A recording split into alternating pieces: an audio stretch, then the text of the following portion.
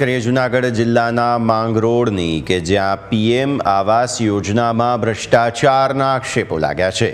માંગરોળ તાલુકા વિકાસ અધિકારીએ પીએમ આવાસ યોજનામાં ભ્રષ્ટાચાર કર્યો હોય તેવો આક્ષેપ લાગતા ધારાસભ્ય ભગવાનજી કરગટિયા મેદાને આવ્યા છે।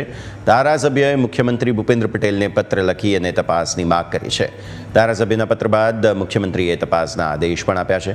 માંગરોળ તાલુકામાં પ્રધાનમંત્રી આવાસ યોજના અંતર્ગત વર્ષ 2024-25માં 669 મકાનો મંજૂર થયા, જેમાં અંદાજે 400 જેટલા મકાનો અગાઉના જૂના મકાનોને જ રંગરોગાન કે મરામત કરીને લાભાર્થીઓ પાસેથી પૈસા પડાવી લેવામાં આવતા હોય તેવી ફરિયાદ ઉઠી હતી। એક મકાન દીઠ 40,000 થી 50,000 રૂપિયા લાભાર્થી પાસેથી લઈને મોટા પાયે ભ્રષ્ટાચાર કરવામાં આવી રહ્યો છે। માંગરોળ તાલુકામાં લગભગ 667 જેવા મકાનો પીએમ આવાસમાંથી મંજૂર થયા છે। એમાં ક્યાંય પણ ભ્રષ્ટાચાર છે એવી મને ફરિયાદો મળી છે અને એના માટે મેં માનનીય મુખ્યમંત્રીશ્રીને રજૂઆત કરી છે અને મુખ્યમંત્રી કાર્યાલયથી પણ તપાસના આદેશ થયા છે। તપાસ પૂરી થાય પછી ખ્યાલ આવે કેટલો ભ્રષ્ટાચાર થયો।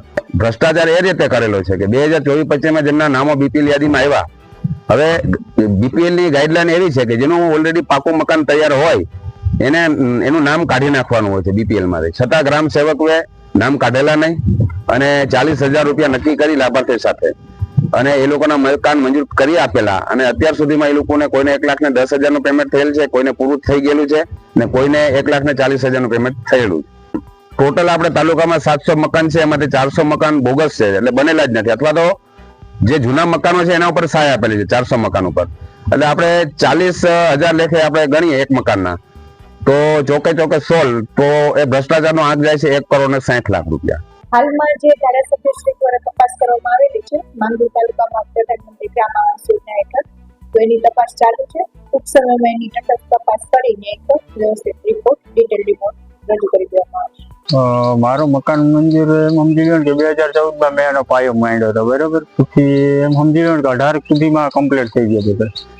ત્યાર સુધીમાં મને છે ને 1,10,000 જેવી સહાય મળી ગયેલ છે અને બીજી 60-70,000 રૂપિયા જે મળવાના બાકી છે।